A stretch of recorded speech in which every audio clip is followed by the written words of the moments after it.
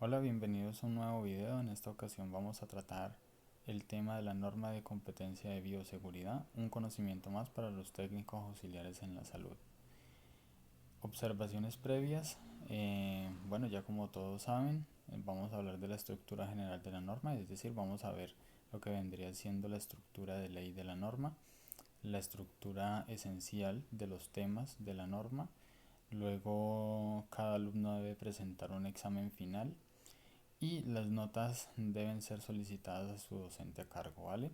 Aparte de eso, recuerden ir viendo los videos que constantemente estaremos subiendo sobre diferentes tipos de procedimientos y que podrán ver ustedes para ir profundizando en su conocimiento o no perder el hilo de la información.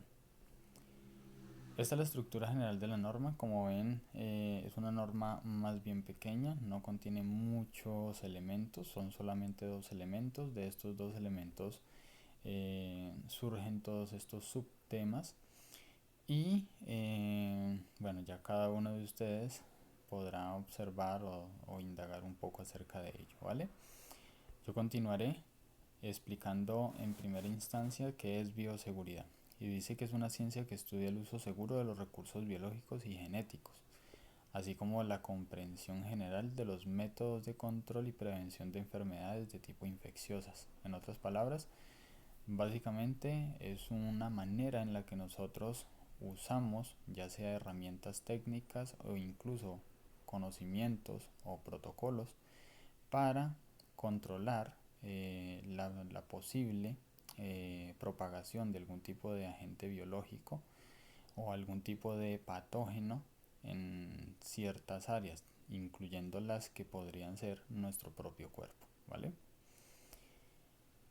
Yéndonos a una aclaración que a veces parece obvia cuando ya entendemos del tema, pero muchas personas suelen confundir lo que es bioseguridad con salud ocupacional.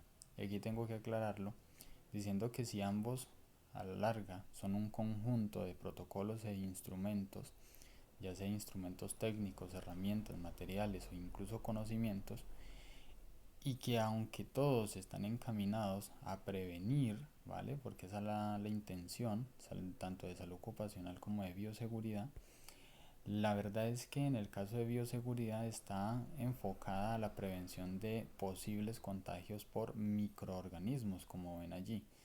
Posibles microorganismos que nos pudieran ocasionar cualquier tipo de posible enfermedad infectocontagiosa. Eso a la larga tenemos que decir que no es solamente para nosotros, sino de nosotros hacia el paciente, porque sí, nosotros también podemos contagiar de algún tipo de agente biológico al paciente, sobre todo cuando estamos haciendo procedimientos invasivos.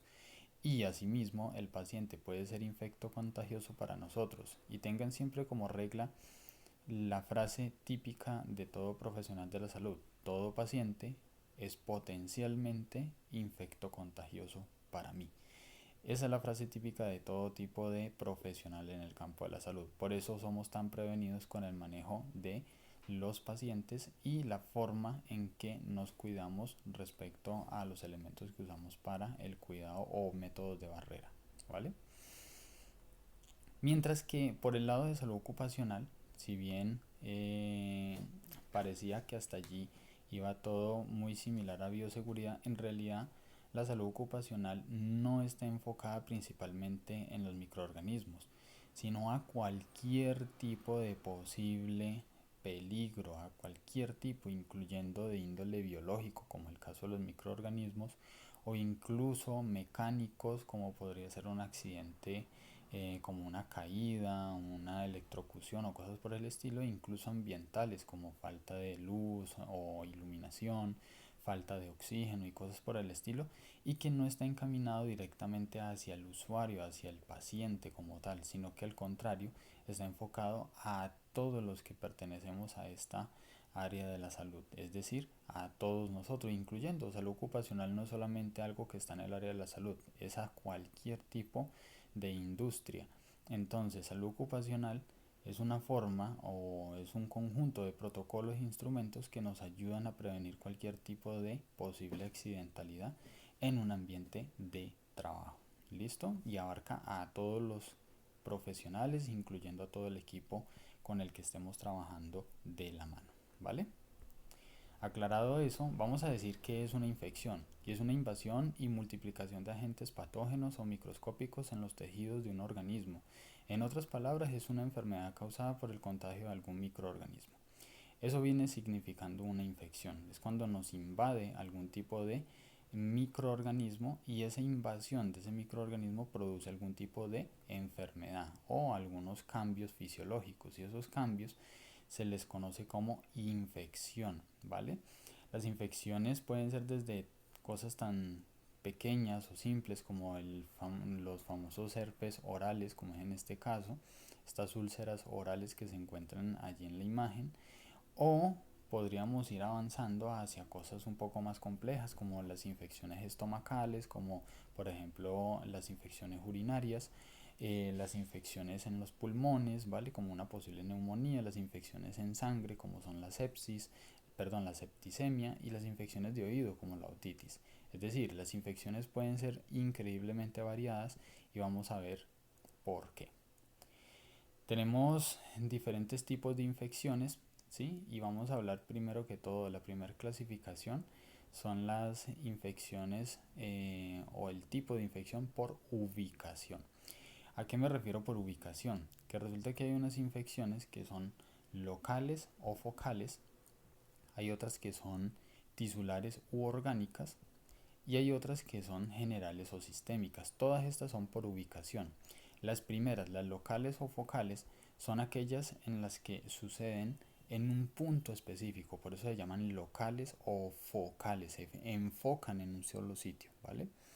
En este caso tenemos como ejemplo allí una infección en una uña, ¿vale? Luego tenemos un absceso. Luego tenemos la misma imagen que veíamos hace un rato, ¿vale? Eso es una infección focal. Es evidente que la infección se encuentra en un punto específico, local o focal, es ese tipo de infección. Luego las infecciones tisulares son aquellas que alteran o dañan en cierta manera a algún órgano, por eso se llaman tisulares u orgánicas. Estas tisulares pueden ser infecciones como por ejemplo la hepatitis, en este ejemplo que se pone allí en la imagen, que afecta directamente el hígado. Luego tenemos por ejemplo las que se pueden ocasionar en los pulmones, como una neumonía, una tuberculosis por ejemplo, y está dañando un órgano específico, el pulmón, ¿vale? Así como la del hígado. Y también tendríamos, por ejemplo, las famosas parasitosis, ¿vale?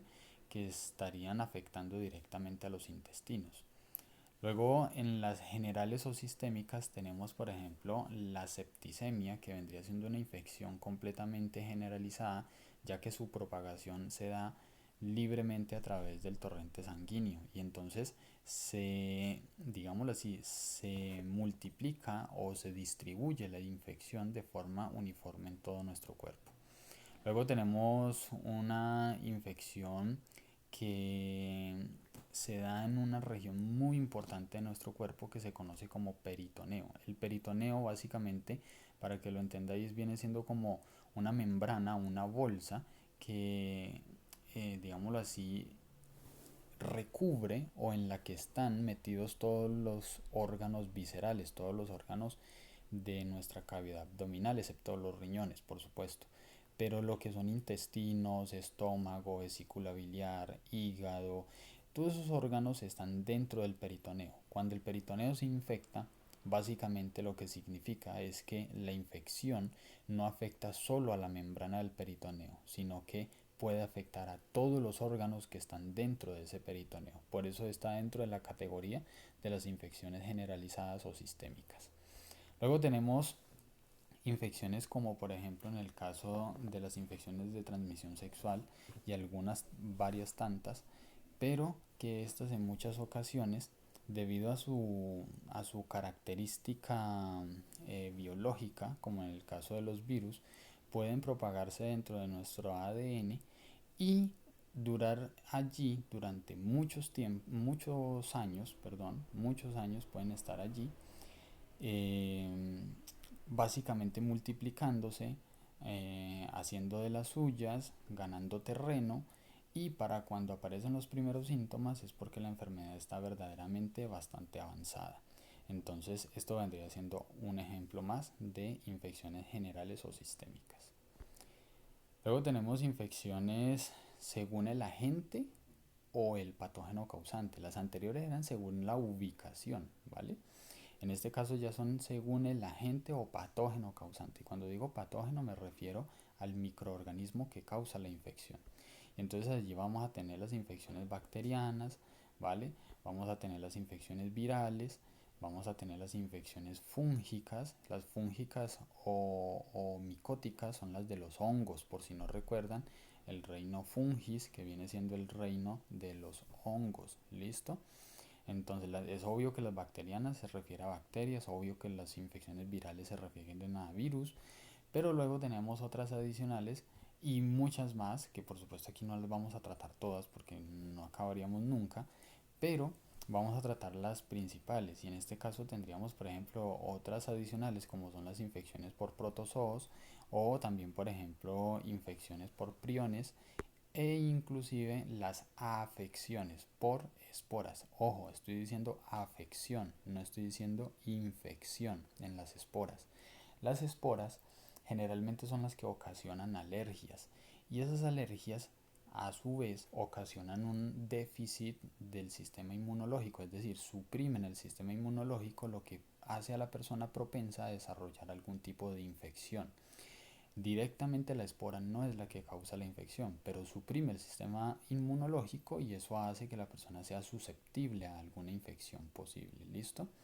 Entonces estos son como probabilidades. Ahora, vamos a decir que según sea la infección y la ubicación, asimismo van a haber tratamientos, porque dirán ustedes, ¿y cuáles son los tratamientos habiendo semejante cantidad de variedad? Eso sí, los tratamientos van a ir enfocados principalmente, más que el tipo de microorganismo en su principio, van a ir enfocados es hacia el área que el microorganismo está afectando, es decir, hacia la ubicación. En otras palabras, si por ejemplo tenemos una infección que se generaliza en la región del cuello hacia arriba, van a haber una serie de tratamientos para esa región. Lo mismo para si hay alguna infección que está afectando directamente la región respiratoria. Otra sería las infecciones que se presentan directamente en la región estomacal y por último las infecciones que se presentan en la región urinaria. Bueno, estos son solo algunos ejemplos, pero infecciones pueden haber en todo nuestro cuerpo y aquí estoy poniendo solo algunos. Ahora, de esa misma forma, los medicamentos que se van a elegir son medicamentos que de alguna forma tienen cierto nivel de, digámoslo así, de, de interés o que eh, se suelen inclinar, ¿sí? Un nivel de inclinación adicional o de más por ir hasta ciertas zonas. Por ejemplo, en este caso, la ofloxacina, el floxin y el ciprodex son medicamentos que por su característica química suelen tender a ir más a funcionar en la región que queda del cuello hacia arriba. Entonces serían muy buenos medicamentos, por ejemplo, para una otitis, por ejemplo, ese sería el caso. Ejemplos habría muchos más, pero eso es por poner algunos. Lo mismo pasaría en el caso de por ejemplo, en el caso de una neumonía, una bronquitis. Estos son los medicamentos, digamos, más comunes, por decirlo así, que se elegirían para esa afección, ese tipo de infección, perdón. Luego tenemos las estomacales o las intestinales, ¿vale? Y tendríamos este grupo de medicamentos y por último este grupo de medicamentos para las infecciones que estarían orientadas hacia la región urinaria, ¿listo? Bueno, a todo esto nosotros le conocemos como espectro farmacológico. Esto es un concepto muy importante a tener en cuenta, que si todavía no lo has entendido muy bien, te invito a que vayas a ver el video de farmacología, la norma de competencia de farmacología, donde vas a comprender mucho mejor este tema del espectro farmacológico, lo cual es súper importante para entender los tratamientos médicos a nivel farmacológico. ¿Listo?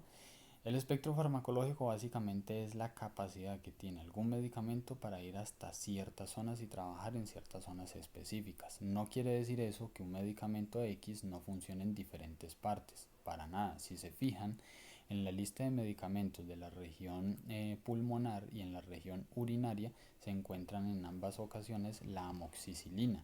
La amoxicilina sirve tanto para infecciones respiratorias como para infecciones urinarias. Y asimismo podríamos encontrar un montón de casos, pero ciertamente hay situaciones donde se prefiere elegir algún medicamento mucho más específico para ciertas áreas. ¿Listo? Espero que eso haya quedado claro. Pasamos a ejemplos de infecciones, por ejemplo, bacterianas. Aquí yo no me voy a poner a leerles ni a explicarles cada una de estas. La idea de esto es que ustedes sean conscientes de que existen un montón de posibles enfermedades. Miren, en la columna de enfermedades tenemos brucelosis, carbunco, cólera, difteria, amigdalitis, en fin, tenemos un montón. Y justo enfrente coloqué una columna con el patógeno que causa la enfermedad. ¿Ok? Entonces la idea es, si queréis investigar un poco más a fondo, queréis investigar un poco más sobre el origen de este tipo de patógenos, los tratamientos y demás, adelante. Tú eres quien decide hasta dónde quieres aprender, ¿vale? Pero yo te dejo al menos la base fundamental, que es esta lista de conocimientos sobre lo que vienen siendo las infecciones y sus agentes causantes o sus patógenos causantes. Lo mismo pasa con las infecciones de tipo viral. Lo mismo pasa con las infecciones de tipo fúngicas, que dije que no íbamos a hablar de todas. Entonces, ahora vamos a hablar de qué es una infestación. Una infestación viene siendo la invasión y multiplicación de agentes patógenos macroscópicos. Por si no se dieron cuenta, básicamente está la misma definición de infección. Solo que en infección dice microscópicos, agentes patógenos microscópicos. En infestación, infestaciones de agentes patógenos macroscópicos. ¿Y qué es la diferencia entre micro y macro? Micro es que son increíblemente diminutos, tan diminutos que se necesitan microscopios para poder observarlos. Eso vendría siendo en infección, infección por agentes microscópicos, ¿listo? Las infestaciones es por agentes macroscópicos. Generalmente esto se da por gusanos o lo que llamamos helmintos, ¿vale? Los helmintos vienen siendo lo que en la ciencia se le conoce a todo tipo de gusano, ¿ok? Todo tipo de gusano se le llama helminto. Por ende, una infestación básicamente y de forma muy general se presenta por helmintos o lo que llamamos nosotros helmintiasis o más adelante le llaman miasis, ¿vale? ¿Qué ejemplos de estos? Podríamos tener el caso de las infecciones intestinales con grandes volúmenes de parásitos, las miasis cutáneas que se dan, que es cuando hay algún tipo de picadura de algún, por ejemplo, alguna mosca que depositan algún huevo y esa larva luego al crecer se forma un gusano justo debajo de la piel, ¿vale? También hay algunos otros que son un poco más aterradores como este que está en la región retrocorial y por supuesto los nombres van a ir cambiando dependiendo de la zona donde se ubiquen. Hay nombres que se les atribuyen como parasitosis, más que todo a nivel intestinal, las helmintiasis que se dan más que todo a nivel por ejemplo, de piel, ¿sí? Y las miasis que vendrían siendo más como lo que ves allí en el ojo, ¿ok? Perdón. Luego tenemos un término que quiero que nos quede muy claro. ¿Qué es la simbiosis? Bueno, la simbiosis viene siendo la manera en que dos tipos de organismos completamente ajenos a su categoría, ¿vale? Completamente ajenos a su especie, ¿ok?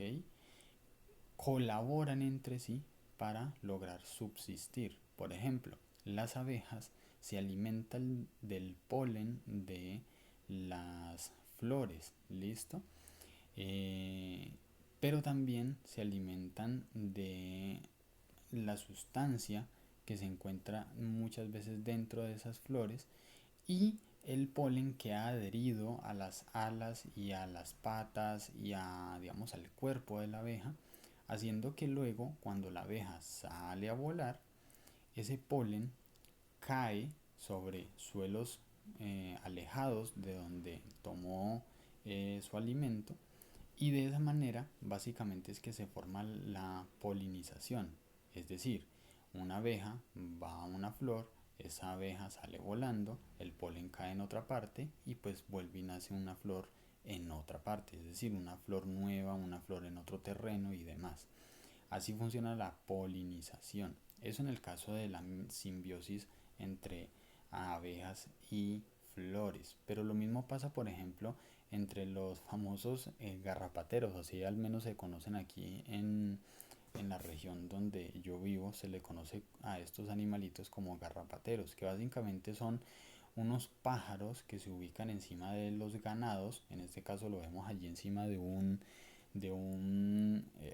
yo que sé cómo se llama ese animal, alce creo que se llama, peco por ignorante en ese caso, pero eh, allí esos animalitos lo que hacen es que se alimentan de las garrapatas, de las pulgas y de los insectos que se ubican en la piel de este animalito. ¿Listo? Esos pájaros se alimentan de esos bichos pequeños. Ojo, el animal, eh, no sé, es que se me escapa el nombre de este animal, pero este animalito, yo le voy a decir vaca, para no confundirme más. Esta vaca sufre de picaduras de garrapatas, picaduras de pulgas y demás. Ella está sufriendo con eso. El pájaro tiene hambre. El pájaro se come las garrapatas, se llena, se quita el hambre y la vaca deja de sufrir con las picaduras. Así funciona esto, ¿vale? Lo mismo hacen los hipopótamos, lo mismo hace la imagen de aquí de este tiburón ballena, lo mismo hacen las ballenas en sí, los demás tiburones. Muchísimas especies colaboran entre sí para lograr esto. ¿Listo? De la misma forma, de la misma forma, pasa con nuestro cuerpo. Nuestro cuerpo tiene su propia simbiosis. Hay cierto tipo de microorganismos que habitan dentro de nosotros, incluso por fuera, en nuestra piel, en la superficie de nuestra piel. Y a esos microorganismos nosotros los necesitamos así como ellos nos necesitan a nosotros. No llegan al punto de ser patológicos, es decir, no llegan al punto de ser infecciosos, ¿ok? Solamente que nos ayudan a hacer ciertas cosas y nosotros les damos ciertas cosas para que ellos puedan vivir. Ese es el ejemplo, por ejemplo, de la flora conjuntival y que de una vez lo tengan claro. Todos esos microorganismos que habitan en esas zonas y que no son contagiosos, que no son infecciosos, les llamamos nosotros flora, ¿sí? La flora conjuntival, la flora nasolaríngea, la flora orofaríngea, la flora ótica, la flora intestinal, la flora genital y la flora tópica, la de la piel. ¿Listo? Son zonas de nuestro cuerpo que sí o sí tienen una cantidad de microorganismos, pero que no son patológicos para nada, salvo cuando lleguen a multiplicarse más de lo normal y debido a eso pues ahí sí ya aparecen procesos patológicos. ¿Listo? Cuando esto ustedes ya lo entiendan, entonces vamos a decir que en todas estas zonas, en todos estos puntos o estas floras, lo que habitan es una gran cantidad de microorganismos, ¿ok? Ahora, si ustedes son conscientes de todo eso, tienen que entender algo muy importante y es la conciencia microbiana. Se estima que se pueden encontrar en torno a 40 millones de bacterias. Ojo con este dato, solo son bacterias. No estoy hablando ni de hongos, ni priones, ni esporas, ni nada de eso, ni virus siquiera. Estoy hablando solo de bacterias. Y se pueden encontrar 40 millones de bacterias en un gramo de tierra. ¿Saben cuánto es un gramo de tierra? Más o menos lo que cabe en la cabeza de una puntilla. ¿Sí? Más o menos eso sería un gramo de tierra. Y, y se pueden encontrar también 1 millón de bacterias en 1 mililitro de agua dulce. Si no saben cuánto es 1 mililitro de agua, básicamente imagínense que una cuchara promedio contiene 5 mililitros. Entonces en una cuchara promedio de agua hay 5 millones de bacterias, ¿ok? Eso es solamente un dato curioso para que sepan que nuestro entorno, nuestra vida, nuestro mundo está lleno de una gran cantidad de microorganismos y debemos ser conscientes de ellos. Que no estén allí, que no los veamos no significa que no estén allí, ¿ok? Eso es muy importante, siempre recuérdenlo. El hecho de que no los veas no significa que no estén allí, ¿ok? Ahora, eso nos lleva a que cuando ya seas consciente de eso, nos lleva a entender algo que se conoce como la cadena infecciosa. La cadena infecciosa es el entender cómo los microorganismos empiezan a, eh, digamos, a propagarse de un lugar hacia otro o de un individuo hacia otro y cuáles son los mecanismos que utilizan. Bueno, perdón, las infecciones hacen lo siguiente, o el patógeno hacen lo siguiente. Utilizan la cadena infecciosa, ¿sí? La cual inicia en la parte superior, como pueden ver allí, dice agente etiológico, es decir, el microorganismo, el agente patógeno, ¿vale? Ese agente patógeno o microorganismo luego busca algún tipo de reservorio. Ese reservorio puede ser desde cosas animadas, como por ejemplo los animales, los seres humanos, hasta cosas inanimadas, como podría ser cualquier objeto cotidiano, como un lapicero, como por ejemplo la baranda del transporte público, la puerta del baño, cosas por el estilo, ¿ok? Todos esos puntos son lugares que los microorganismos buscan como punto en donde pueden ubicarse para luego ser, digamos, atrapados por alguna otra persona, ¿sí? Esa otra persona lo que va a hacer es que al tocar esa puerta, al tocar esa perilla, al tocar esa baranda, al estar junto a alguien que tose y tenía el microorganismo, ¿sí? O al ser mordido por algún animal que tenía el microorganismo, ¿sí? Entonces es contagiado. ¿Contagiado por qué? Porque el microorganismo encontró una puerta de salida. ¿Salida de dónde? De donde estaba y ahora va hacia otra persona.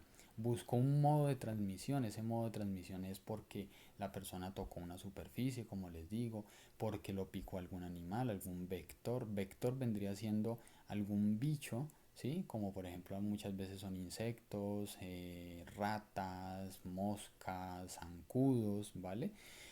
Que esos vectores al picar a alguna persona lo que están haciendo es que el modo de transmisión es la picadura, pero también hay modos de transmisión como por ejemplo el agua, ¿sí?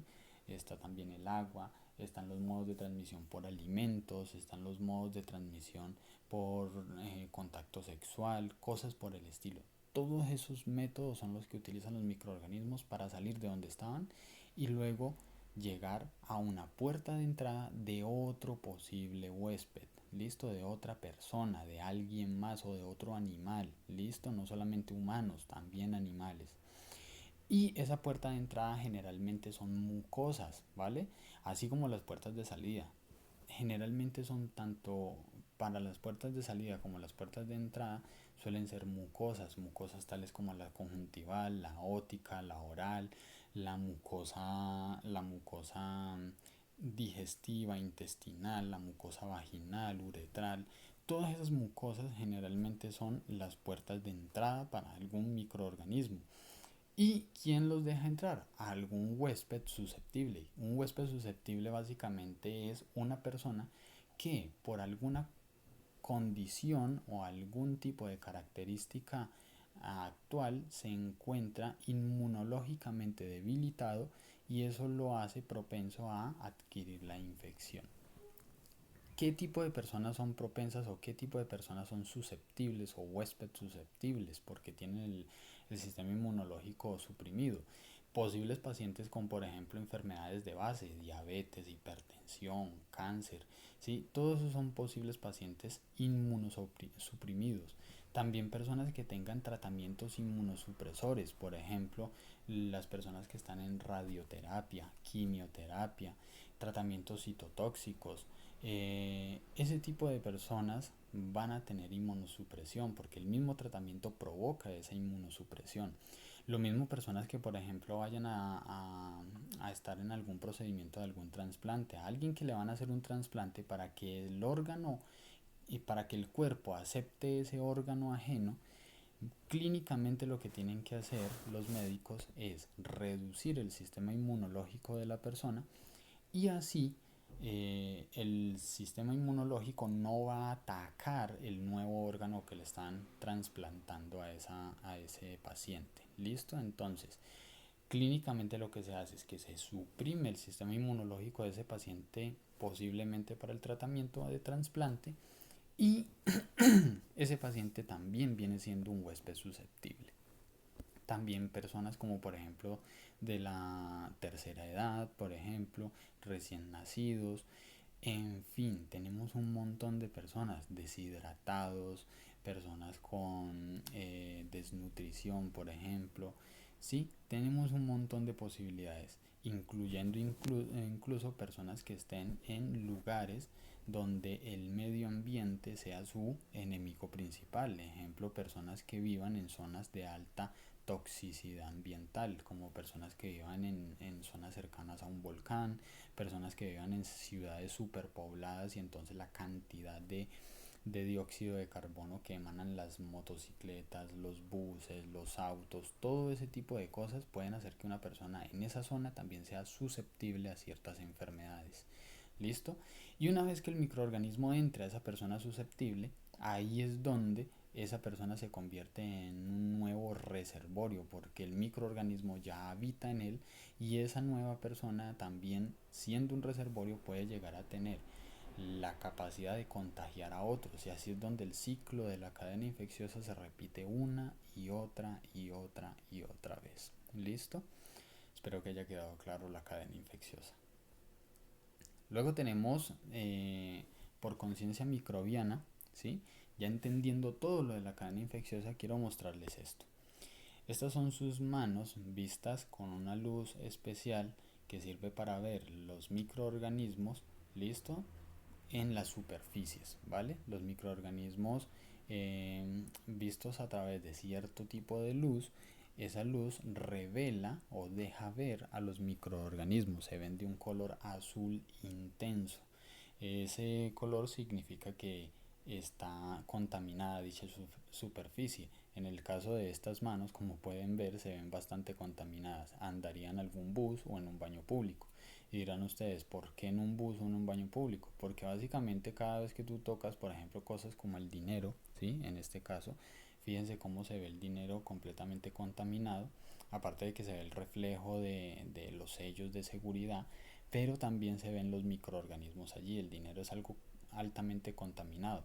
Si no les es suficiente darle la mano a una persona y tocar dinero para entender la conciencia microbiana, ¿qué les parece, por ejemplo, usar un baño público? Por ejemplo, en este caso, o un baño, este es más o menos un baño de una casa promedio, ¿vale? Este baño, ¿listo? Una casa promedio, básico. Al final del día, por supuesto. Este vendría siendo el lavamanos de una casa promedio, ¿listo? El lavamanos de una casa promedio también, digamos que al final del día. Entonces, como pueden ver, cualquier superficie, ¿sí? Puede ser infectocontagiosa también para nosotros, ¿sí? Miren, por ejemplo, este lavamanos está bastante limpio, honestamente, solamente tiene una pequeña zona donde alguien puso la mano fuertemente allí y lo que hace es que dejó una buena carga de microorganismos en esa zona. Pero ¿qué les parece si les muestro una foto de un baño público real? Ah, ahí tienen, para que se sientan seguros cada vez que van a ir a un baño público. Pasemos a ¿y por qué no nos infectamos entonces? Si hay tantísima cantidad de microorganismos, ¿por qué no nos infectamos? Bueno, eso se da debido a que nosotros, los seres humanos, ¿vale? A través de millones de años, hemos aprendido a vivir con esos microorganismos y el entorno donde ellos viven. ¿Listo? Los microorganismos habitan en todo, desde cualquier botón que toques, en el control remoto del televisor, hasta los baños, la baranda del bus, cuando le das la mano a alguien, en fin, ¿vale? En toda parte están ellos.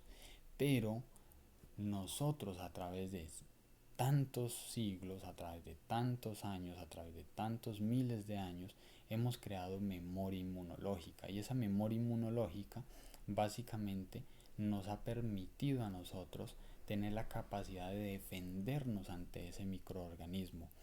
Y esa memoria inmunológica no estoy hablando de la tuya, ¿sí? No estoy hablando de que ya te aprendiste a defender de la varicela porque ya te dio varicela, o que ya te aprendiste a defender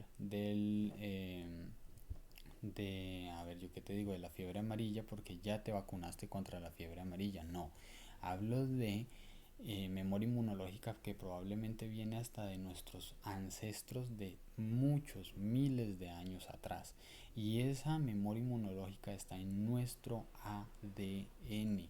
Y nuestro ADN guarda esa memoria inmunológica para protegernos en situaciones futuras donde esos microorganismos intenten atacarnos.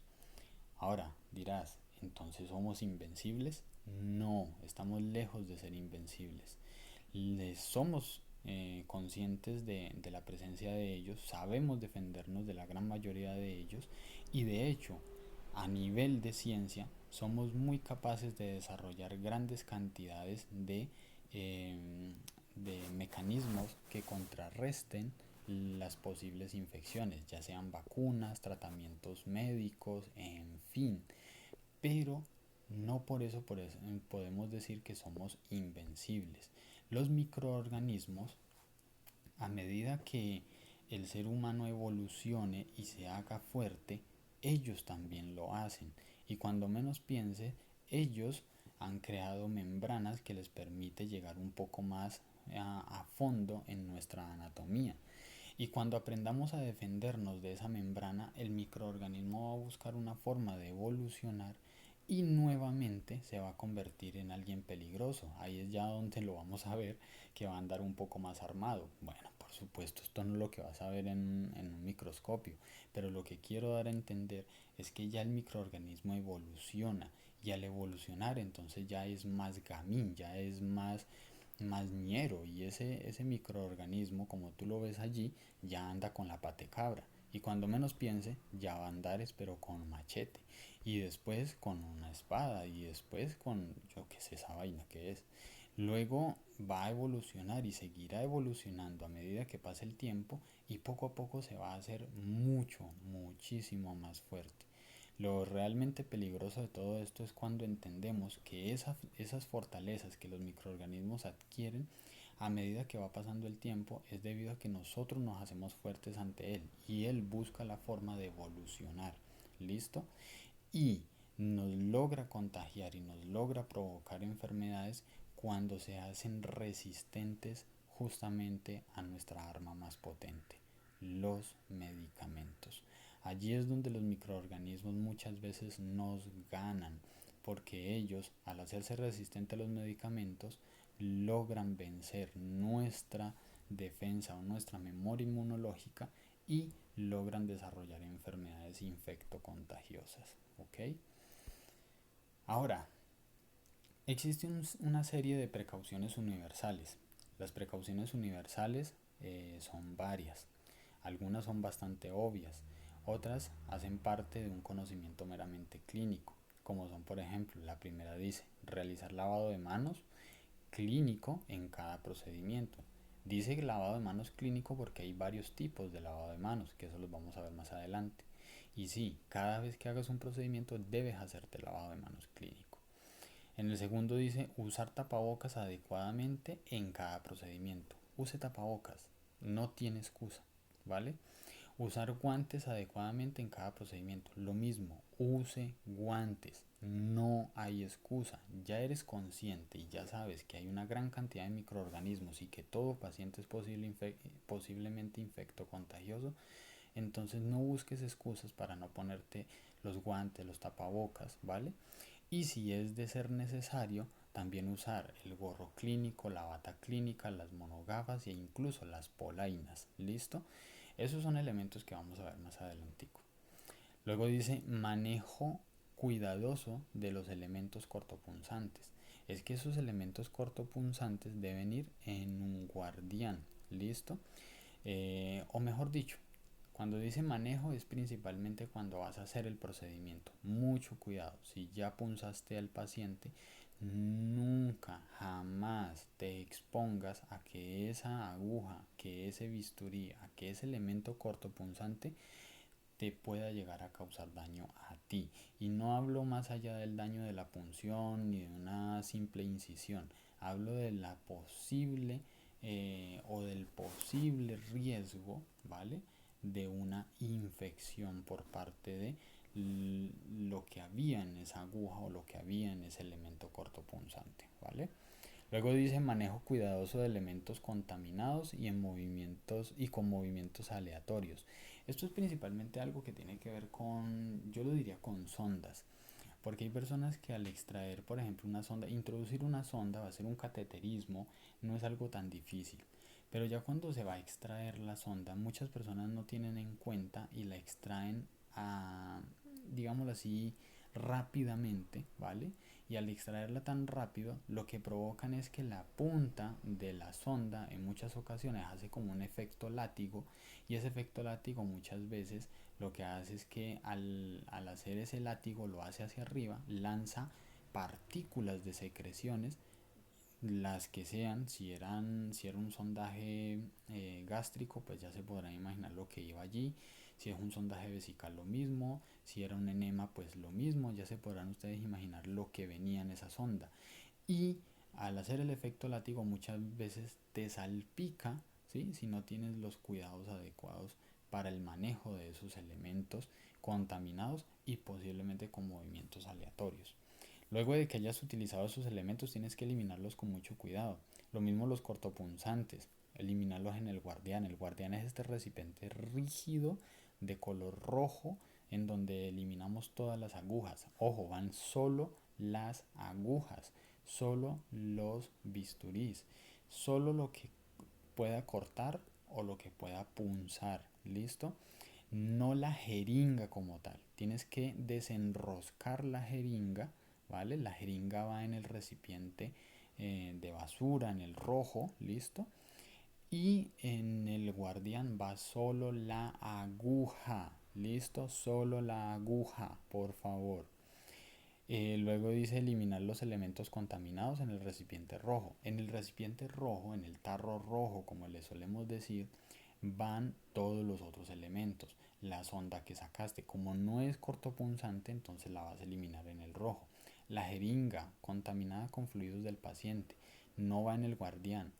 Le quitas la aguja va en el guardián y la jeringa como tal, el cuerpo de la jeringa va en el recipiente rojo. Lo mismo aplícalo para cualquier otro tipo de elemento. Por ejemplo, un algodón, una gasa impregnados de sangre van en el recipiente rojo. ¿Listo? Solo son ejemplos. Quitarse suave y cuidadosamente el equipo o indumentaria usada. Sí, deben quitárselo cuidadosamente. Hemos visto cómo en internet muchas veces salen o en la televisión salen videos o series o películas de personas que al quitarse los guantes se los quitan como si, no sé, como si estuvieran compitiendo a quién hace más ruido o quién lo estira más, y así no se debe hacer. Nunca nos quitamos unos guantes estirándolos de tal manera que salen como por solo tracción o por fuerza. No, hay técnica específica para quitarnos los guantes y su docente a cargo debe explicarles esa técnica específica. ¿Listo? Así que mucho cuidado con ello. Lo mismo aplica para todos los otros elementos: el gorro, el tapabocas, la bata, todo lo demás. ¿Listo? Luego dice por último entender los principios básicos de la asepsia y la pirámide aséptica. Esto es muy importante, los principios básicos de la asepsia y la pirámide aséptica. Y bueno, ¿qué quiere decir eso? Los principios básicos de la asepsia vienen siendo, primero, saber que está sucio. Lo mismo en el segundo, saber que está limpio. Y por último, saber que está estéril.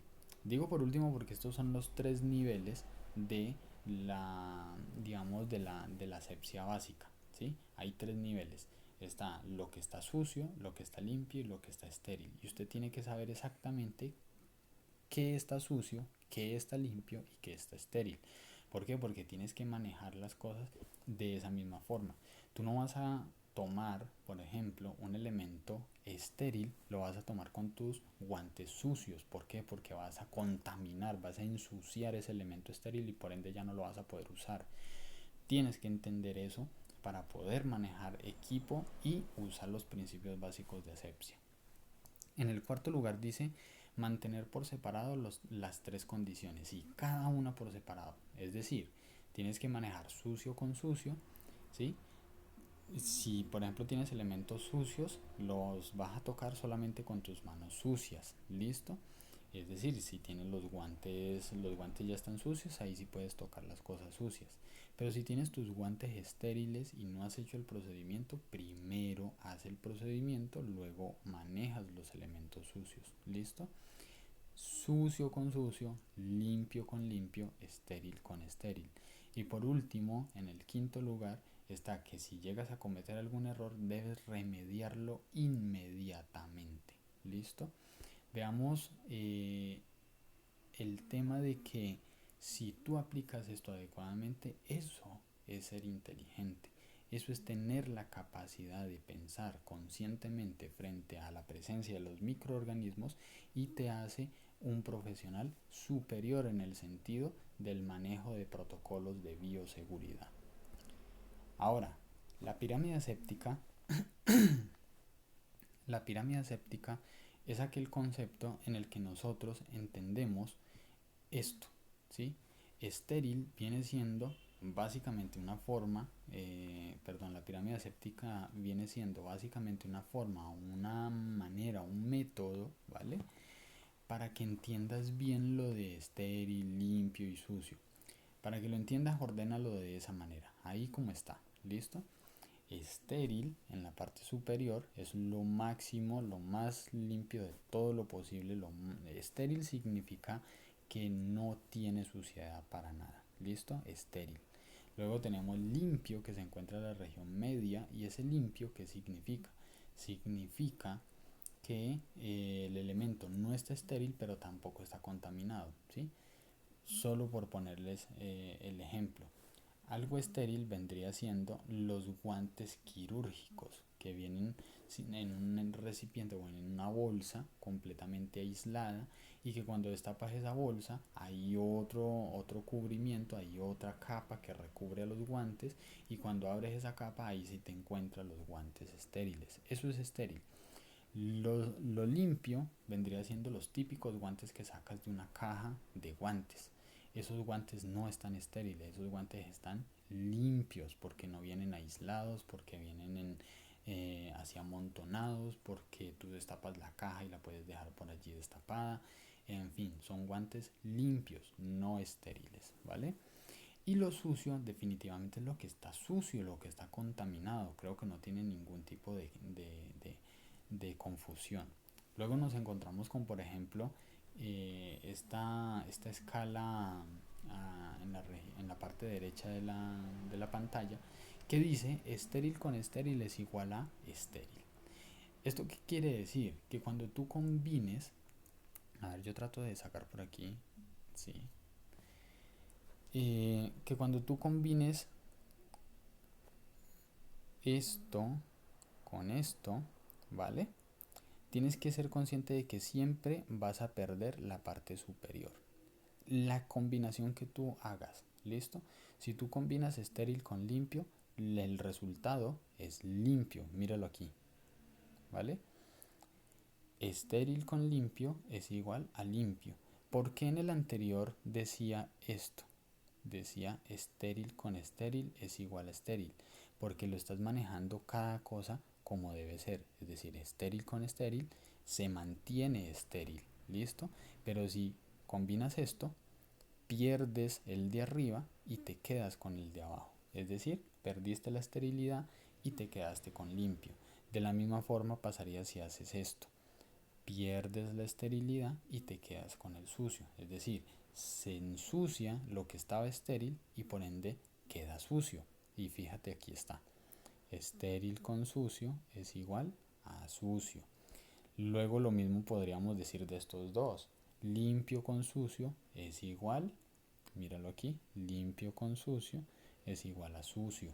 ¿Listo? ¿Por qué? Porque limpio con sucio es igual a sucio, porque si combinas estos dos pierdes el de arriba y te quedas con el de abajo. Esto es una forma para que entiendas el tema de la pirámide aséptica y siempre, siempre conserves estéril con estéril, limpio con limpio, sucio con sucio. La idea es siempre que se mantenga eso. Si por alguna razón te ves obligado a hacer alguna de las combinaciones que no debes, entonces tienes que buscar la forma de remediar el problema. ¿Listo? Tienes que remediar la contaminación. ¿Ok? Dicho eso, seguimos. Los líquidos de cueva universal. Esto de los líquidos de cueva universal, quiero que por favor seáis completamente conscientes de lo que implica para nosotros tener en nuestro cuerpo un montón de posibles secreciones. El cerumen son la típica cera del oído, las secreciones nasales es el típico moco, la saliva creo que no tienen ninguna confusión. El esputo son la famosa flema o el gargajo, ¿listo? La sangre, el semen, la orina. eh, Tenemos las heces fecales, la secreción vaginal, la secreción uretral, la leche materna, ¿vale? El calostro viene siendo la primer secreción que le sale a una mujer gestante, es decir, que está en embarazo, que le sale a través de sus senos. Esa es la primera secreción, se le llama calostro, es como la primera leche, ¿listo? Que es un poco más fuerte, es un poco más oscura, bueno, es un poco diferente, ¿listo? El líquido sinovial, es el líquido que se encuentra en las articulaciones, el líquido amniótico, que es en el que nada el bebé, por decirlo así, dentro del útero y la placenta. Luego tenemos el líquido cefalorraquídeo, que es el de la columna vertebral. Luego tenemos el líquido pericárdico, que es el que se encuentra en la región pericardial del corazón, ¿sí? En la capa externa del corazón. Luego tenemos el líquido peritoneal, que es el líquido del peritoneo, ¿sí? La bolsa esta de la que hablábamos, en la que se envuelven todos los órganos intestinales, perdón, el estómago, el hígado, la vesícula biliar y demás, es decir, todos los órganos viscerales, ¿listo? El líquido pleural, que es básicamente lo mismo que el peritoneo, pero en los pulmones, es decir, es una bolsa, es una membrana que cubre a los pulmones, ¿listo? Y esa membrana también tiene un líquido pleural. Luego tenemos la pus, que creo que es algo muy conocido, o en otras partes le llaman materia, creo que es que le dicen. Y cualquier otro líquido contaminado con sangre, el que sea, ¿listo? Entonces, todo esto es posiblemente eh, alguna forma en la que podamos llegar a ser contagiados de algo. ¿Listo? Así que, por ende, siempre tengan en cuenta que todos estos fluidos del cuerpo de una persona pueden llegar a ser fluidos que nos puedan llegar a generar algún tipo de infección. También aquí, que no está incluido en esa lista, estaría el vómito. ¿Listo? También. ¿Ok? Así que espero que haya quedado claro. Hablemos de sustancias antisépticas, es decir, las sustancias que nos ayudan, ¿sí?, a desinfectar, ya sea superficies o incluso desinfectarnos nosotros o heridas, por ejemplo. En ese caso tenemos el alcohol, que es principalmente para zonas de punción. Cuando vamos a hacer una punción, ya sea una inyectología, una flebotomía, una canalización, cosas por el estilo, usamos el alcohol para limpiar la zona que vamos a punzar. ¿Listo? Luego tenemos el alcohol glicerinado, que lo utilizamos más que todo como para desinfectarnos las manos, no para nada más, ¿ok? Luego tenemos el agua oxigenada, que también es como para desinfectar heridas, se utiliza mucho más que todo para eso, aunque cada vez la vemos menos en ambiente clínico. La yodopovidona, que es un desinfectante también de heridas, es mucho mejor. La diferencia básicamente radica en que la yodopovidona, bueno, deja una coloración oscura. La iodopovidona es lo que típicamente conocemos como isodine, probablemente lo conozcas más de esa forma, pero es el mismo elemento, iodopovidona, ¿vale? Luego tenemos la clorexidina y esta es la presentación comercial que más conocemos de la clorexidina, que la clorexidina es un jabón enzimático y esta es la presentación comercial, Wescohex, así se llama. Entonces, esos son los ejemplos de sustancias antisépticas que, ojo, no son nocivos o corrosivos para nuestro cuerpo. Es decir, que sí podemos utilizarlos sin el mayor riesgo de que nos vayan a causar un daño. Eso sí, hay que tener en cuenta que si usas frecuentemente el alcohol para desinfectarte las manos o agua oxigenada, que sería algo rarísimo, ten en cuenta que esos elementos te pueden llegar a resecar mucho la piel y causarte dermatitis. Dice que no son nocivos, pero es que si abusas del uso de ellos pueden llegar a convertirse en algún problema. ¿Listo? Entonces se pueden utilizar tranquilamente, pero no abuses, ¿vale?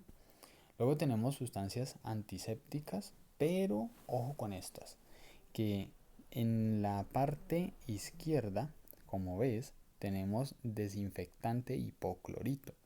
Este desinfectante se usa al igual que los otros, como los detergentes enzimáticos, ambos se usan para desinfectar superficies y equipos. ¿A qué me refiero con eso? Limpiar camillas, limpiar equipo quirúrgico, lavar los instrumentos de cirugía, ¿sí? Como los bisturí, las pinzas y demás, lavar las batas, lavar un montón de cosas, ¿sí? Se utilizan estos equipos, ¿vale? Estos insumos, perdón. El hipoclorito es lo que conocemos típicamente como límpido. Pero ojo, a nivel clínico se utiliza de forma industrial y la concentración de partes por millón del hipoclorito es muy alta, lo cual lo hace altamente corrosivo, así que mucho cuidado con tocar estos elementos con la piel desnuda. ¿Listo? Lo mismo pasa con los detergentes enzimáticos, son altamente dañinos para la piel. ¿Listo? Entonces no tocarlos con la piel desnuda, por favor. Allí puse algunos ejemplos, bueno, dos en particular, los más famosos, que son el Empower de los detergentes enzimáticos y el Alkazaim, que viene siendo otro detergente enzimático para lavar equipo quirúrgico, pilas. Todos estos elementos, ¿sí? Tanto el hipoclorito como los detergentes enzimáticos, son bastante nocivos. Sí son nocivos y pueden llegar a dañar nuestra piel, como pueden ver en las imágenes de abajo. Generar quemaduras, resequedad extrema, dermatitis seborreica y un montón de problemas adicionales. Mucho cuidado. Dicho todo esto hasta el momento, creo que a este punto yo creo que ya somos completamente conscientes de los microorganismos, pero me van a preguntar ustedes, ¿y qué diferencia hay entre el jaboncito del supermercado y el utilizar alguna sustancia antiséptica? Bueno, vamos a ser muy claros. El uso de las sustancias antisépticas a nivel clínico es porque evidentemente han de tener algún tipo de principio científico que sean mucho más eficientes que el jabón de un supermercado, ¿vale? Y ese principio científico se basa principalmente en el hecho de que los microorganismos, sí, ese bichito que tú ves allí, cuando está en la superficie de algún elemento, incluyendo nuestra piel, ¿sí? Que esto también puede ser un equipo quirúrgico, imagínatelo en un equipo quirúrgico, en una camilla, o así como lo tengo yo allí, en la mano, ¿listo? Entonces, los microorganismos, ¿vale? Ellos se encuentran en la superficie de los elementos, ¿listo? Cuando nosotros nos lavamos las manos, ¿listo? Cuando nosotros nos lavamos las manos, lo que sucede es que si lo hacemos con el jabón del supermercado, no logramos romper algo que ellos tienen, que es eso que puedes ver allí, que viene siendo básicamente eh, como una forma que ellos tienen de unirse unos entre otros para sostenerse firmemente y de esa manera ser resistentes. ¿Listo? El jabón, ojo, el jabón de supermercado lo que hace es que les da un baño, ¿sí? Un baño bastante interesante a los microorganismos, pero no sirve perfectamente para desinfectar. ¿Listo? Lo que sucede es que los microorganismos al utilizar estas ataduras, ¿listo? Se hacen muy resistentes. Esas ataduras o esas cadenas nosotros les solemos decir cadenas enzimáticas. Enzimáticas, ¿por qué? Porque son cadenas proteínicas, cadenas de enzimas, cadenas de aminoácidos que sirven para que los microorganismos se sostengan firmemente. Es como si estuvieran agarraditos de las manos y los pies y de ahí no los suelta nadie. ¿Listo? A no ser que cuando tú te laves las manos, te las laves con alguno de estos elementos. Y al desinfectarte con estos elementos, que principalmente te recomiendo que sea la clorexidina, ¿vale? O la iodopovidona jabón, es decir, el isodine jabón, no tanto con el agua oxigenada ni con el alcohol, porque obviamente te van a resecar las manos, pero al lavarte tú las manos, lo que estás provocando es que ellos ya no tienen las cadenas enzimáticas, ya no están sujetos a esas cadenas enzimáticas, lo cual hace que estos, pues al echarles el agüita, hacer el enjuague de tus manos, estos básicamente lo que les sucede es que ya no tienen, digamos, un funcionamiento normal, ¿vale? Ellos empiezan a divagar por toda parte, están confundidos y fuera de eso, al romper las cadenas enzimáticas es como si se quedaran sin manos y sin pies de donde agarrarse, ¿sí? Como puedes ver allí en la imagen. ¿Y qué es lo que sucede entonces después cuando les echas el agüita? Pues lo que sucede básicamente es que estos salen, ¿listo? Ellos caen. Caen, ¿por qué? Porque ya no están agarrados, ya no están sujetos como pasaba en el otro caso. Ellos empiezan a caer, ¿listo? Entonces, esperando que hayas entendido esto y lo de las cadenas enzimáticas y que estas sustancias lo que hacen es romper esas cadenas enzimáticas, así es como funcionan estas sustancias. Por eso son más eficientes que un jaboncito de supermercado. ¿Listo? Pasamos entonces, hablando de lavado de manos, justamente a eso. Hablemos de los lavados de mano. Ahora, hay varios lavados de mano. En concreto, existen tres. Uno que se llama el lavado social, que vendría siendo la manera tradicional de lavarnos las manos. Yo no voy a meterme mucho en el asunto de explicarles cómo es un lavado social porque no tiene sentido. Normalmente en las escuelas te van a enseñar que es como cuando te lavas las manos en la casa, pero por favor seamos conscientes y seamos razonables. Muchos de vosotros se lavan las manos abriendo la llave, mojándose las manos, sacudiéndose y secándose con la misma ropa. Eso no es lavarse las manos, eso es mojarse las manos. Ni siquiera usan jabón, solamente usan agua. Eso no es lavarse las manos. Como ya habrás entendido, al hacer eso de mojarte las manos y volvértela a secar con la ropa, lo que estás provocando básicamente no es ninguna ruptura de cadenas enzimáticas, es decir, no estás debilitando la manera en que esos microorganismos están agarrados y por ende no los estás liberando, no los estás soltando, no los estás eliminando de tu piel.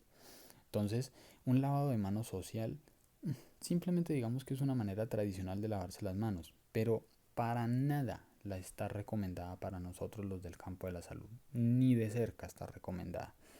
Existe el lavado de manos clínico, que es el lavado por excelencia que todos nosotros debemos saber y es el que sí o sí nosotros utilizamos frecuente y constantemente. Todo el tiempo nos lavamos las manos de forma clínica y ese lavado nos lleva después con un paso adicional, solo un paso adicional nos lleva a realizarnos el lavado quirúrgico, que es cuando vamos a entrar al quirófano. El lavado clínico se utiliza para cuando vamos a realizar cualquier tipo de procedimiento, una curación, una inyección, una canalización, una flebotomía, cualquier tipo de procedimiento. Y ahí es donde nos lavamos las manos de forma clínica, ¿listo? Antes y después, ¿vale? Ya vamos a ver eso. Ahora, el lavado social, ¿vale? Dice que su ejecución es sin ningún tipo de protocolo, ¿listo? En el caso del lavado clínico, el protocolo dice que primero usted debe lavar las palmas con las palmas, Luego los interdigitales palmares, es decir, entrelazar los deditos, ¿vale? Y mientras te lavas las palmas, al mismo tiempo te lavas el interior de los dedos, ¿vale? En clase les explico perfectamente ello, ¿ok? Dedo por dedo, también tienes que lavártelo. Uña por uña, interdigital dorsal, también se tienen que lavar. Lo mismo que hicieron con los interdigitales de la palma de la mano, lo tienen que hacer con el dorso de la mano, es decir, con la parte de arriba de las manos o la parte de atrás, dependiendo si ya sabes anatomía topográfica. Ahora, palma con dorso, que es cuando ya lavas el dorso de la mano, ¿listo? Luego la rotación radiocarpiana, que viene siendo una rotación que haces desde la cara anterior y hacia la cara posterior de la muñeca, ¿sí? Que es la articulación radiocarpiana. Y lo que haces es un giro completo, ¿listo? Eso también se los explicaría en clase. Luego tenemos el caso de el protocolo de lavado quirúrgico, que básicamente es exactamente el mismo, excepto en el último paso, donde no es solamente hasta la articulación radiocarpiana, sino que ese movimiento de rotación en la articulación radiocarpiana lo extiendes y lo haces varias veces hasta llegar a la articulación húmero-radial, es decir, la articulación del codo, ¿vale? Entonces, eso se los explico en clase, ¿vale? ¿Cuándo se realizan los lavados de manos? El lavado de manos se tiene que realizar en 5 momentos específicos. Antes del contacto con el paciente, ¿listo? Cuando vayas a entrar en contacto con el paciente debes lavarte las manos. Recuerda que tú también lo puedes contagiar a él de algo. ¿Por qué? Porque estás atendiendo a otros pacientes, porque estás en un ambiente clínico y el ambiente clínico es contaminado, entonces al ir donde el paciente lo puedes contaminar. ¿Listo? Dice, antes de realizar una tarea, en el segundo paso, antes de realizar una tarea limpia o aséptica, es decir, si vas a realizar un procedimiento, también tienes que lavarte las manos. ¿Listo? 3. Después de la exposición a fluidos corporales, es decir, que si tuviste que realizar algún procedimiento en donde implicaba el manejo de fluidos corporales del paciente, ya sea orina o cualquiera de los líquidos de coagulación universal que vimos hace un rato. ¿Listo? Si tuviste contacto con cualquiera de esos, así no te hayan tocado, así hayas usado tus guantes, todo tu equipo, aún así te tienes que lavar las manos, sí o sí. ¿Listo? Cuarta ocasión para el lavado de manos, después del contacto con el paciente. Después de que ya hayas realizado algún procedimiento con el paciente o así no lo hayas realizado, solamente te acercaste, solamente saludaste, pero estuviste en contacto, ojo con lo que te voy a decir, estuviste en contacto con el entorno del paciente, como dice el quinto paso.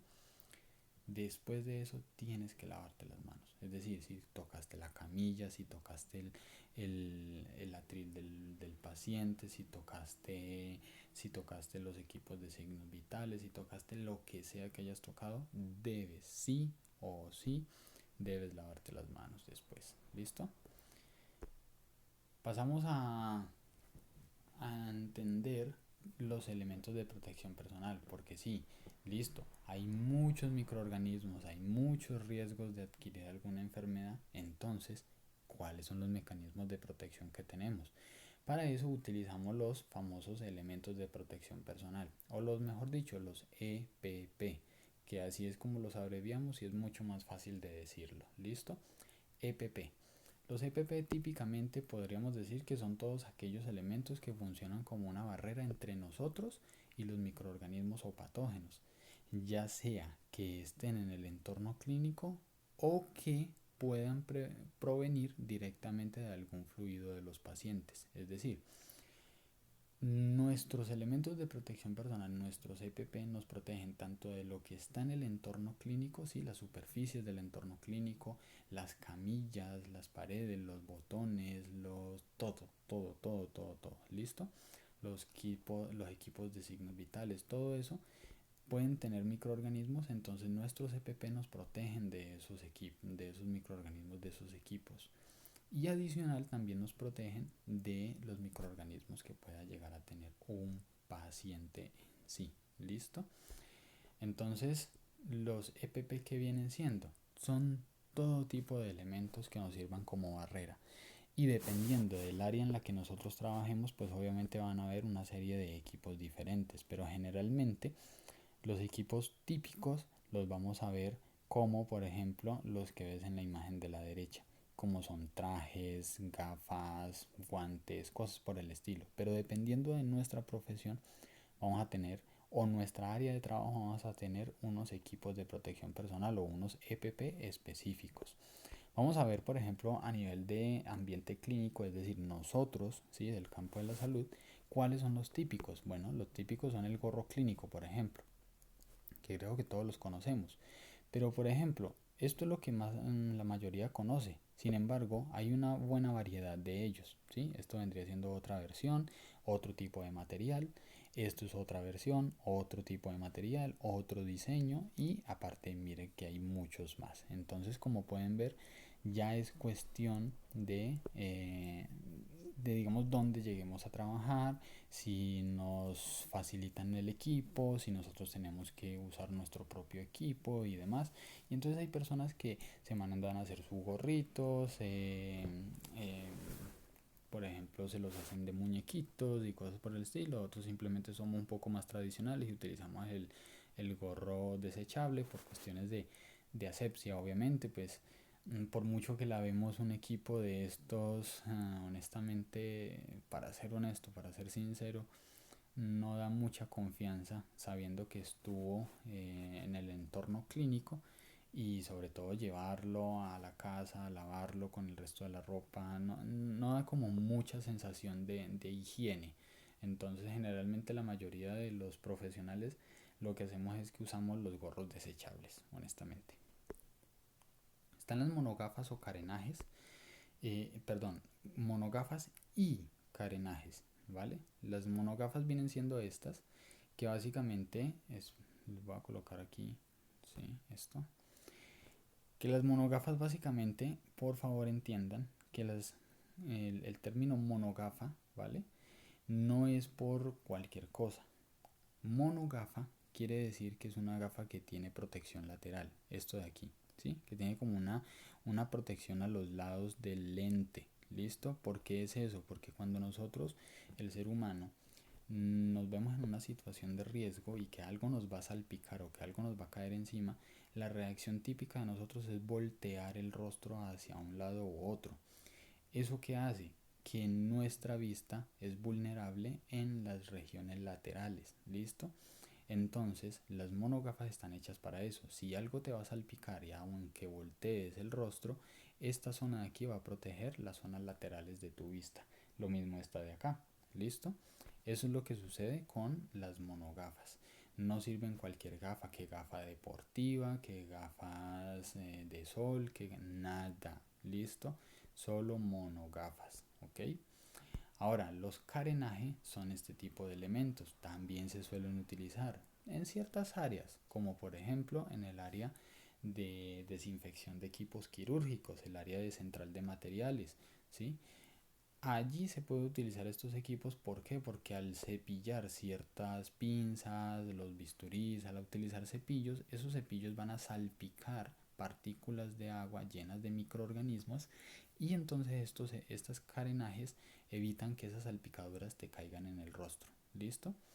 Se usan estos carenajes no monogafas en el área de central de materiales.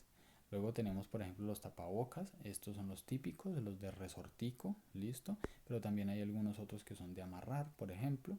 También hay otra variedad como son estos que, por ejemplo, tienen una capacidad de filtración mayor, ¿sí? Son mejores a la hora de filtrar, ¿vale? Que son un poquito más rígidos.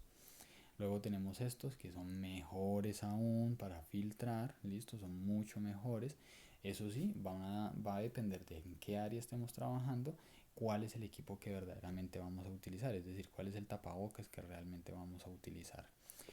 Mascarillas, ya tendríamos mascarillas como esta, por ejemplo, que típicamente se usa más que todo en áreas de alta contaminación. Y por supuesto hay otras que son mucho más extremas cuando por ejemplo se requiere en casos de pacientes altamente contagiosos, ¿sí? Como es el caso de esta, ¿vale?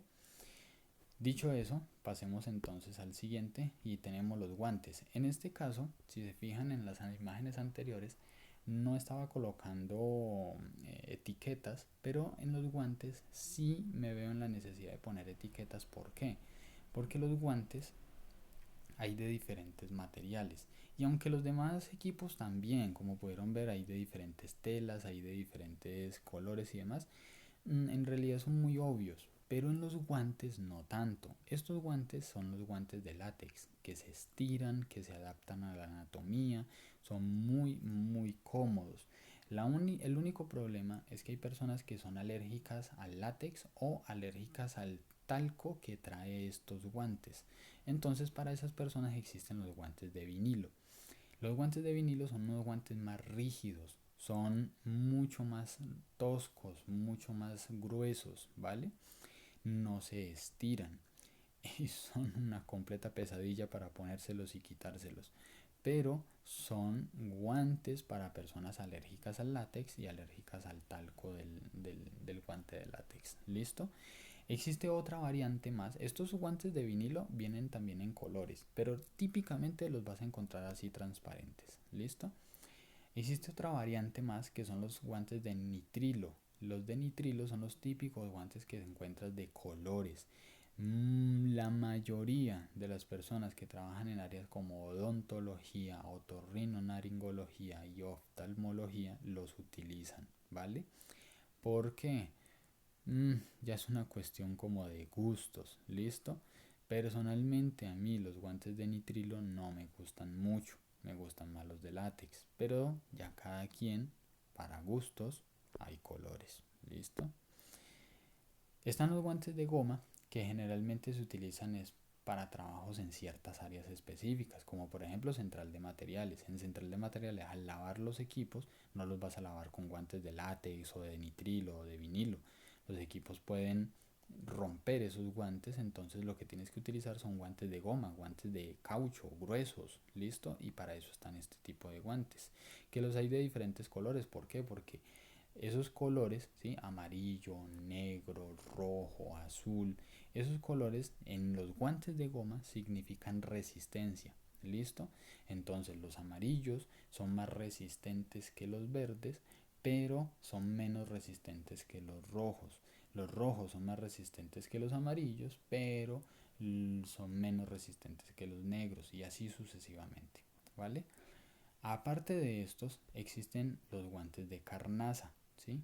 Que cuando ya, por ejemplo, en central de materiales, lavaste todos los equipos, hiciste los paquetes que se tienen que hacer y los vas a meter al autoclave. El autoclave es como una olla a presión, una pitadora grande, gigante, ¿listo? Donde se meten todos los equipos quirúrgicos ya lavados para que con el calor interno de esa enorme autoclave, esa enorme olla a presión, ese calor termina de matar todo tipo de microorganismos. Así es como se desinfectan los equipos quirúrgicos. ¿Listo? Todo elemento clínico se desinfecta de esa manera. Y cuando eso sale increíblemente caliente. Y obviamente no se van a tomar ni con las manos desnudas ni con guantes de goma. Los guantes de goma se pueden derretir. Se utilizan guantes de carnaza, que vienen siendo el típico guante de construcción, solamente que son un poco más estéticos, un poco más cómodos y también tienen un adicional de seguridad. ¿Listo? Entonces estos son los típicos guantes que vemos nosotros. Ahora, en cuanto a batas podemos encontrar desde estas manga larga, desechables, estas que son ya como manga, yo qué te digo, manga japonesa, la manga sisa, y esta que ni siquiera es como una bata en sí, sino como un camisón, y abajo lo que la persona tiene es un pantalón adicionalmente. ¿Listo? Entonces hay variedades, desechables y no desechables, porque también existen estas que son de tela y que se pueden desinfectar igual que los equipos quirúrgicos, como ya les expliqué en el autoclave. ¿Listo? Las hay de diferentes mangas, de diferentes materiales, en fin. Las polainas. Las polainas son los típicos, como dice mucha gente, parecen los gorros, pero van en los pies, ¿sí? Bueno, las polainas vienen siendo eso, es una cobertura, ¿vale? Es una es una capa o una bolsita que le ponemos, ¿vale? A nuestros pies, ¿sí? Con o sin calzado se los ponemos a nuestros pies. Al paciente que va a entrar a cirugía obviamente los usa de forma descalzo, es decir, no entra con calzado al quirófano, solamente con las polainas puestas. Pero nosotros, al andar por todo el ambiente clínico, cuando andamos en ciertas áreas, andamos con las polainas puestas encima del calzado, ¿listo? Las hay de resorte, las hay así de amarrar también y las hay pues, de diferentes materiales también, como por supuesto se pueden imaginar, ¿listo? Más o menos así nos veríamos ya con toda la indumentaria puesta. Obviamente, si le pones las monogafas, si le pones un carenaje, pones la imagen completa con todo y polainas y todo esto, pues básicamente nos convertimos en un astronauta. Pero esto es lo que nosotros día a día tenemos que enfrentar, ¿vale? Pero es genial, ¿listo? Es genial saber que tenemos todo un equipo de protección que nos va a evitar contagiarnos de algo, ¿ok? Tipos de aislamiento. Bueno, los aislamientos son formas en las que cuando un paciente o un conjunto de pacientes están en ambiente clínico, los ponemos de cierta forma aislados de diferentes maneras para que no contagien a otras personas o a nosotros debido a la condición en la que están. Veamos algunos ejemplos. Bueno, está el aislamiento estricto o por aerosoles, que es cuando al paciente se le da una habitación solo, habitación para ese paciente, y ese paciente es el único que está en esa habitación. Eso se llama aislamiento estricto, ¿listo? Y el paciente está allí solo completamente. Cuando hay atención se le entrega todo por una ventanilla. Cuando los médicos ingresan con un equipo de protección completo, con máscaras de alta filtración y demás. ¿Listo? Luego tenemos un aislamiento protector, que dirán ustedes, pero esa es la misma imagen, ¿qué tiene de diferencia? Bueno, que en estos casos el aislamiento protector no es un aislamiento para que el paciente para que no vaya a contagiar a otros, es al revés. Se pone el paciente en ese cuarto aislado para que otros pacientes no lo contagien a él. En otras palabras, el aislamiento estricto, el primero, es decir, este aislamiento estricto es para pacientes que son contagiosos y este es para pacientes que pueden llegar a contagiarse porque son inmunosuprimidos, es decir, que tienen malo el sistema inmunológico. Entonces los aíslan para que ningún otro paciente o nosotros lo podamos contagiar de algo. ¿Listo? Como para protegerlo, por eso se le mete allí en esa habitación, para protegerlo. Luego tenemos el aislamiento de contacto, que viene siendo cuando nos cubrimos, cuando nos protegemos absolutamente toda nuestra superficie corporal para tener contacto con el paciente. ¿Por qué se le llama aislamiento de contacto? Porque en ningún momento podemos tocar al paciente con nuestra piel. ¿Listo? Por eso se le llama aislamiento de contacto. Luego tenemos el aislamiento de cohorte. El aislamiento de cohorte, como pueden ver en la imagen, básicamente es cuando es cuando hay múltiples personas con la misma enfermedad, ¿listo? Y entonces a todas se les aísla en un mismo espacio. A la larga tienen la misma enfermedad, entonces no se pueden contagiar de nada porque tienen lo mismo. Eso se llama aislamiento de cohorte, es decir, se ponen a todos los infectados que son de lo mismo en un mismo espacio. ¿Listo? Luego tenemos el aislamiento respiratorio o por gotitas, que esto es un aislamiento que parece bastante drástico porque al paciente lo han puesto con una especie de bolsa, ¿listo? Una bolsa biológica, pero suele pasar, ¿listo? A veces no es solamente esto, a veces también lo que hacen es que aíslan toda la camilla entera, ¿sí? Lo meten como en una especie como de bolsa cuadrada, grande, ¿listo? Y cabe incluso la camilla entera, caben los equipos de signos vitales, todo, y el paciente está aislado en esa área, aislamiento respiratorio. Por supuesto, la idea de todo este tipo de aislamientos es generar una barrera entre el microorganismo, ¿sí? Y nosotros, el equipo que que trabaje con nosotros, los de servicio general, los técnicos e incluso los mismos familiares y visitantes de los pacientes. Entonces es generar una barrera. Para eso se hacen todo este tipo de aislamientos.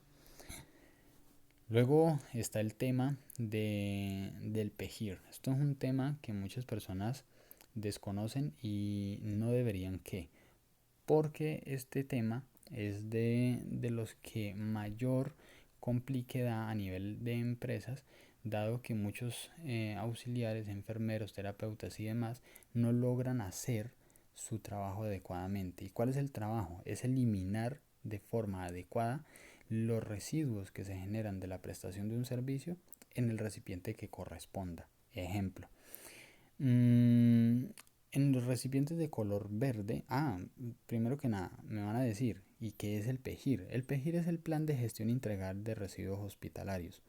Plan de Gestión Integral de Residuos Hospitalarios. Eso significa PEGIR, ¿vale? Ahora, me van a decir ustedes, bueno, ¿qué se elimina en el recipiente rojo? Bueno, se eliminan residuos no peligrosos, como ven en la primera columna, no peligrosos, ¿sí? Es decir, envolturas como cosas como por ejemplo servilletas, empaques de papel plastificado o incluso de papel solo, cosas como por ejemplo icopor, plástico, ¿sí? Cosas como por ejemplo papel cartón, ¿sí? Todo ese tipo de cosas se eliminan en el de color verde, lo que no esté contaminado con ningún líquido de cuidado universal. Creo que con eso ya se entiende de sobremanera. Que no tenga contacto con ningún fluido de cuidado universal. ¿Listo? Líquido de cuidado universal. Si está contaminado con un líquido de cuidado universal, no se elimina en el verde. ¿Listo? En el del azul se elimina lo no peligroso y que sea reciclable, ¿sí? Cartón, papel, plegadizas, archivo, periódico, obviamente seco, eso sí. Todo eso se elimina en el de color azul, es para lo reciclable, ¿listo? Lo no peligroso, ojo, que no esté contaminado y que no vaya a ser peligroso, en el azul, ¿listo?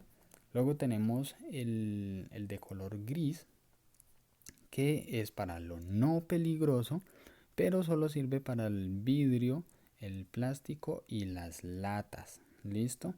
Latas, es decir, láminas, ¿vale? Metal, el plástico y el vidrio. Solo sirve para eso, ¿vale?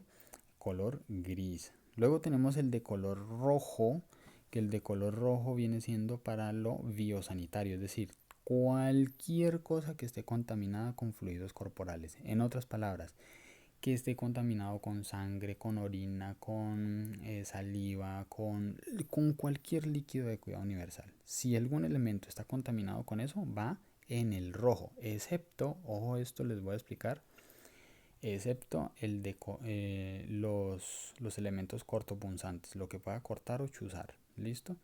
¿Por qué? Porque esos elementos van en el guardián, recuérdenlo, guardián, ¿listo? Que es donde eliminamos o desechamos las agujas, los bisturís y demás. Recuerdo y vuelvo y lo repito. La jeringa entera no, se elimina solo la aguja, ¿listo? La sola aguja, por Dios santo, solo eso, la aguja. El cuerpo de la jeringa no, ¿listo? Solo lo cortopunzante en el guardián. ¿Por qué? Porque todo lo demás, ¿sí? El cuerpo de la jeringa, untado de lo que sea de cuidado universal, líquido de cuidado universal, cualquier tipo de elemento contaminado va en el recipiente rojo. ¿Listo? Ningún elemento cortopunzante, solo lo que esté contaminado en el recipiente rojo. Lo cortopunzante en el guardián. Creo que ya lo he dicho tantas veces que debe estar clarísimo. Luego hay otro que es el otro de color rojo, pero ojo, que este no es que sea rojo como muchas personas creen que, que es el mismo exactamente. Puede que sea rojo, pero el propósito es diferente. ¿A qué me refiero? que se utiliza para la eliminación de anatomopatológicos. ¿Qué es eso? Los anatomopatológicos viene siendo cuando hay amputaciones o, por ejemplo, cuando se van a desechar partes del cuerpo de un cadáver, o, por ejemplo, cuando se van a desechar parte de algunas, por ejemplo, de algunas biopsias. ¿Listo? En esos recipientes o en esas bolsas rojas van esos adicionales. Esos son anatomopatológicos, son partes humanas, por eso se llama anátomo. ¿Listo? Y patológicos es porque ya no se necesitaban, porque podrían ser amputaciones, tumores, cosas por el estilo. ¿Listo? Espero que eso haya quedado clarísimo. A todo esto viene algo muy importante. ¿Cuál es la importancia de las vacunas? Las vacunas son súper importantísimas, tan importantes que es indispensable que primero recordemos qué es una vacuna. ¿Qué son las vacunas? Bueno, las vacunas son básicamente aquellos medicamentos, porque les podemos decir medicamentos, de hecho son el medicamento perfecto, que nos van a proteger de estos microorganismos. Pero en sí, ¿cómo es que funciona una vacuna? ¿O de qué está hecha una vacuna? Pues lo curioso de esto es que los microorganismos como virus o bacterias y hongos, ¿sí? O cualquier otro, muchas veces a nivel científico lo que se hace es que se llevan estos microorganismos a laboratorios, ¿listo? Y cuando ya llevan estos microorganismos al laboratorio, en el laboratorio los pasan por ciertos procesos químicos haciendo que el microorganismo se debilite, ojo con esto, se debilite el microorganismo, y ese microorganismo, una vez debilitado, ¿listo? Ojo con lo que les voy a explicar. Una vez debilitado ese microorganismo, básicamente se ve así, sin, sin piernas, sin brazos, sin cola, ya no se ve tan amenazante, ¿cierto? Eso es una vacuna. Y sí, por si no lo sabías, las vacunas son el mismo microorganismo. Cuando te inyectan, por ejemplo, la vacuna de la varicela, lo que te están inyectando es varicela. De ahí la razón del por qué cuando vacunas a un niño, ¿sí? Tu hijo o seguramente alguien que conozcas con hijos, cuando recibe una vacuna, se pone maluquito, se indispone. ¿Por qué sucede eso? Simplemente porque lo que le están colocando es el mismo patógeno. Si lo vacunaron contra la varicela, le están poniendo varicela. Si lo vacunaron contra el sarampión, le están colocando sarampión. La diferencia está en que es el mismo microorganismo, pero ojo con lo que les estoy diciendo. Es el mismo microorganismo, pero está reducido, está debilitado. ¿Qué provoca eso? Provoca que nuestro cuerpo, ¿sí? Se vuelve capaz de resistir, se hace capaz de crear memoria inmunológica, se aprende a defender del microorganismo, ¿listo? Nuestro cuerpo, ¿no? Eso que les quede clarísimo. Se vuelve capaz de defenderse, nuestro cuerpo se vuelve capaz de defenderse del microorganismo, ¿sí? Porque el microorganismo está débil, nuestro cuerpo está fuerte, se aprende a defender y luego, si por alguna razón este ataca, nuestro cuerpo ya sabe defenderse. ¿Listo? Eso es una vacuna. Así es como funciona el principio de las vacunas.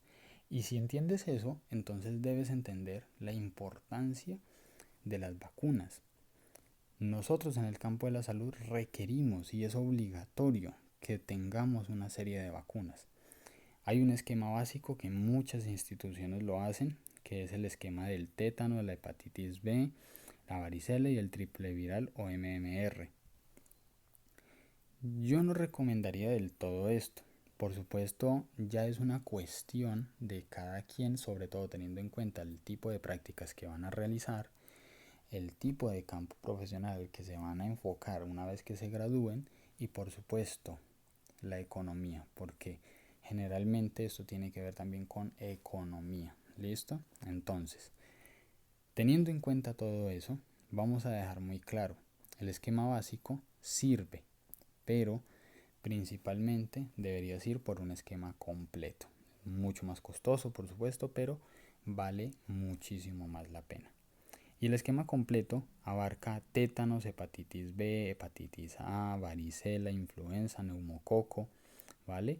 La DPT acelular, la meningococo, la triple viral y el meningococo. ¿Listo? Tenemos todas estas y como ven allí les coloqué la cantidad de dosis requerida y si son dosis únicas o si es en fin una vez al año o cada cuánto. ¿Listo? Y con la diferencia de tiempo entre cada una. ¿Listo? Espero que eso haya quedado clarísimo. Recuerden que tenemos clases personalizadas para auxiliares en el campo de la salud. Sin moverse de casa, pueden vernos por videoconferencia en vivo a través del celular, tablet o computador. Incluye certificación y usted elige el tema, cualquiera de los que están allí. Número de contacto en la pantalla, y muchos más temas adaptados a tu necesidad. Así que nada, dicho esto, no me queda más que decirles que muchas gracias por acompañarme en este video de la ocasión de hoy y nos vemos en un próximo video. Chao.